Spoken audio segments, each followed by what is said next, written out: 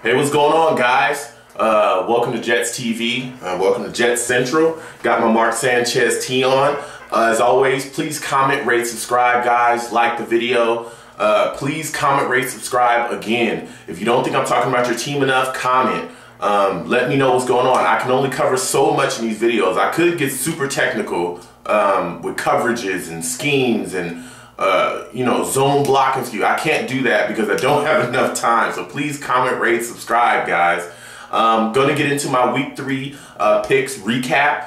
I went 10-6, so I didn't do as well as last week, but I did decent. It was a lot of close games this week in the NFL, and so let's go ahead and get into it, guys. I took New Orleans over Houston in my picks, and that's exactly what ended up happening.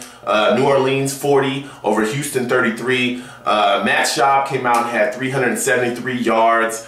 Ben Tate had 82 yards on the ground, and Andre Johnson had 128. But it just turned into a shootout. And New Orleans has so many different weapons with Sproles and all those receivers. They have Colston and Moore and all these guys that they have out there. It's too much. You get spread out against New Orleans and it's pretty much done. So they took care of Houston. The Giants and Philly. I took Philly. The Giants beat Philly in Philly 29-16. Eli Manning had 256 yards throwing. And Victor Cruz had 110 yards throwing. It's crazy. Victor Cruz had a catch against a bunch of corners in the end zone for Philly. Philadelphia, you went and bought every single corner this year that was of star status, and you telling me that you got 3 guys in the end zone that pretty much are shut down corners, and they can't stop Victor Cruz from catching a ball? 3 guys in the end zone with him, and he's a 3rd string receiver on the Giants? You know, I'm not saying that these corners are overrated, but I'm just saying. I'm saying a lot without saying something, but I'm just saying, come on, you got 3 all-star corners, you can't shut down Victor Cruz. I mean, come on. So the Giants got it done, 29-16. I took a loss because I took Philly. Carolina, Jacksonville. I took Carolina in this game, and that's exactly what happened. Carolina beat Jacksonville 16-10. Cam Newton came out and was controlled, just like I said in the last, just like I said in my picks video. He was very controlled. He only threw for 158 yards. Maurice Jones-Drew had 122 yards. And Greg Olsen actually had 57 yards for the Carolina Panthers. But it was very controlled, very offensively controlled, and the defense did a decent job outside of giving up 122 yards to Jones-Drew. But, you know, Carolina just got the job done. So good job, Carolina, and that was a win for me. Buffalo at New England. Oh my God, this game was crazy. I took New England. I said the game was going to be close because they're in the AFC East, and I know it's a division rival, and I know that Buffalo plays a lot of people close at home, but I just thought that, you know what, New England's going to be able to not shut them down, but just take care of stuff, you know, not have mental mistakes. New England was up at halftime 21-0, and Buffalo just roared back and beat them in the second half. It was exciting. Buffalo beat New England 34-31. Tom Brady still had 384 yards, or 87 yards, excuse me, but he also had 4 picks. He also had a pick 6. It was just a lot of miscommunications. A couple, two of the interceptions that he threw actually got tipped. It was just, you know, Buffalo was flying around. Fred Jackson had 74 yards. Wes Welker just had a big day, 217 yards. But you know what?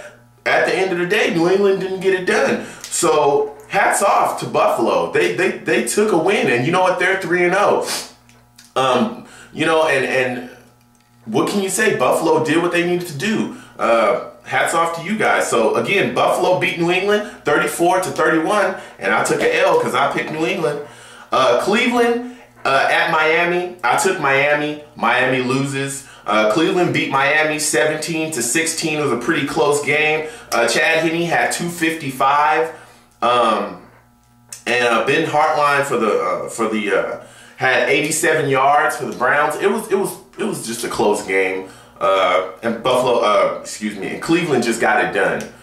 So hey, San Francisco at Cincinnati. I said this was a trap game for San Francisco. I took Cincinnati.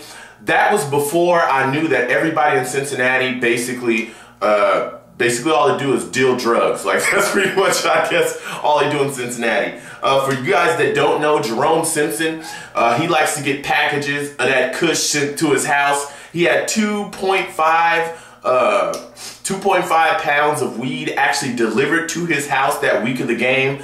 The cops raid him and they find 6.5 more pounds of weed in the house. Mind you, this is Jerome Simpson's house that they find this in. Also, they find like scales and baggies and all that stuff. So he is cooking. He is cooking up. I mean, he's cooking all day. He's cooking, and he's ready to flip a pack. He's saran wrapping.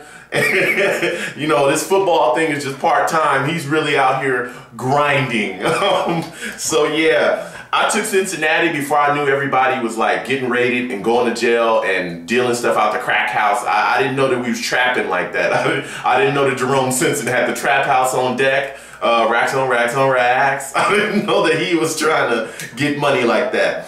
But it was actually a really close game. Andy Dalton threw 2 picks, 2 crucial picks in the fourth quarter, which pretty much sealed the game. San Francisco beat Cincinnati 13-8. Alex Smith had 201 yards, which was, you know, a big deal. Alex Smith pretty much did what he needs to do on the road. Cedric Benson had 64 yards, and Vernon Davis had 114 yards. It's crazy because they never usually find Vernon Davis when he's open, but hey, they got the job done today. Also, along with not only Jerome Simpson in the trap house grinding, Cedric Benson is maybe suspended by the league for some problems he's had off the field also, and he's gonna appeal it, but I think this the suspension, I believe, is gonna start next week unless he appeals it. It's all in the appeal process. I'm gonna just leave it like that. So we'll see if he actually ends up playing next week. Tennessee versus Denver. I took Tennessee, and that got me a win. Tennessee beat Denver 17-14. Matt Hasselbeck had 311 yards. Willis McGahee had 52 yards. Kenny Britt actually tore his ACL in this game. He's going to be done for the season, so that's a big blow to Tennessee. But, you know, hey, they got it done. Detroit beat Minnesota in Minnesota. I took Detroit, and that got me a win. Minnesota just gave up another lead. Adrian Peterson only had 78 yards in this game. He's had a lack of carries for these last couple games. I don't know what's going on with that, the offensive play calling, but hey, you know, Detroit went in there and got a win. Matt Stafford threw for 378 yards. That's a big deal. Baltimore at St. Louis. I took Baltimore, got a win. Basically, Baltimore just came out and just bombed the ball. Baltimore beat St. Louis 37-7. Torrey Smith, breakout guy, had a big game. He ended up having 152 yards in this game. That's just a big deal. San Diego, Kansas City. Took San Diego, and that's exactly what happened. San Diego 20, Kansas City 17. Phillip Rivers had 266 yards in this game. You know, he just got things done. Seattle, Arizona. I took Arizona. Boy, what an L. Seattle actually ended up beating Arizona. Even though Kevin Cobb had 252 yards on the throwing the ball, it was just, you know, Seattle just went in there and got it done. Marshawn Lynch actually ended up having 73 yards in this game. So Seattle just eked it out, got the job done. Tampa Bay, Atlanta. I took Tampa Bay and I got the job done. They got a win, but it was a pretty close game. Tampa beat Atlanta 16-13. Matt Ryan had 330 yards throwing the ball. It was, you know, it was just a close game. LeGarrette Blount actually ended up having 81 yards rushing. You know, Tampa Bay just eked out a win there. Green Bay, Chicago. I took Green Bay and I got a win there too. Green Bay beat Chicago 27-17. Jay Cutler came out and threw for 300 yards and just got the job done. Greg Jennings for the Green Bay Packers actually caught 119 yards receiving, and Green Bay just came out. It was pretty much kind of a shootout too, and they just really got the job done. Pittsburgh at Indianapolis. Pittsburgh actually won this game. It was a lot closer than people thought it was going to be, a lot closer than I thought it was going to be. 23-20. Ben Roethlisberger had 364 yards, and he also had some picks.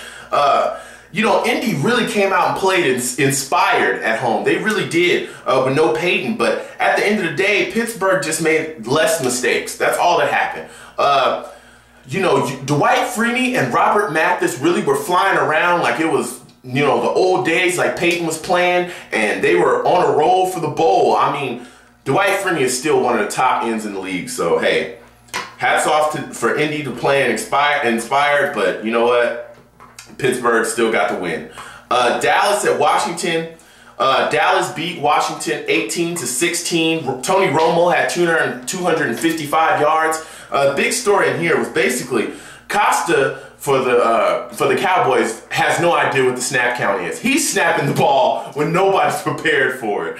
Dez Bryant had a couple big catches, but the crazy thing about this was D'Angelo Hall looked like a clown. He was getting abused pretty much all game. Got abused on one of the last plays before Dallas kicked one of the game-winning field goals, and was basically man-on-man with Dez and got abused. That's pretty much how it went. But Washington definitely played inspired.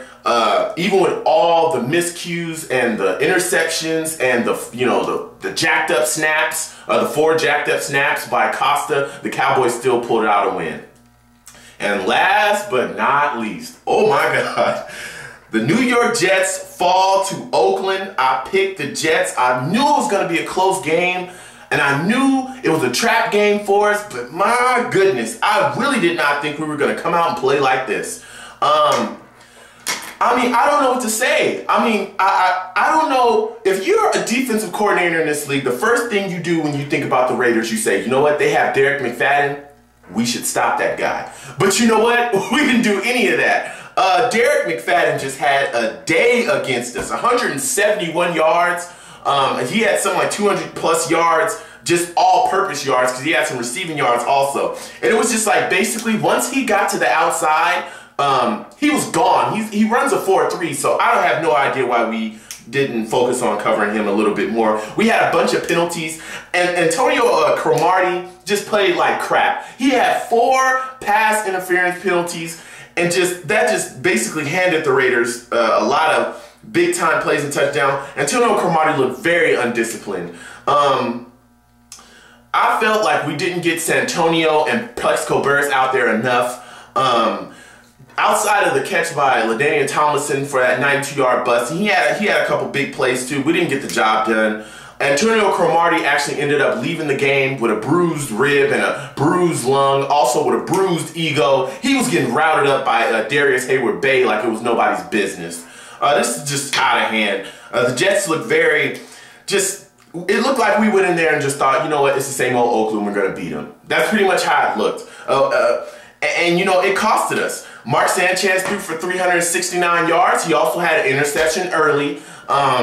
And he also broke his nose. They're trying to call it a slight break. I don't know what a slight break is when you break your nose. You broke it or you didn't break it. But they're calling it a slight break in his nose, and that it's not a big deal. But you know what? Oakland just came out and played inspired. They did. Their front line, their defensive line, like I said, got after us and absolutely were banging Mark around the entire game.